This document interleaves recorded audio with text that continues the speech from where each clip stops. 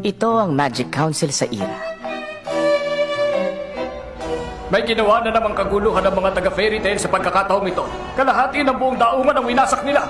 Pasaway talaga sila. Kahit ganun sila, totoo niyan, medyo gusto ko rin ng mga salamangkero sa fairy tale. Mukhang marami mga pasaway ang nandun. Pero marami rin magagaling na salamangkero nang galing dun eh. Sa tingin ko magkakasama na ang mga mababait sa hindi. Pabayaan na lang natin sila. Kung mawawala ang mga tulad nila sa mundo, hindi na magiging masaya ang mangyayari. Maligayang pagdating sa fairy tale! Fire Dragon, Monkey at Bull! Nandito na ulit kami!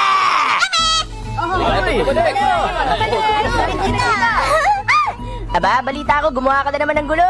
Muntik mo na masira ako. Tigil mo nga yan! Sinungaling yung peking salamander! Hindi yung totoo! Ano ba balay ko ron? Kinuwento lang naman sa akin yun ng mga tao nakarinig din ng balita.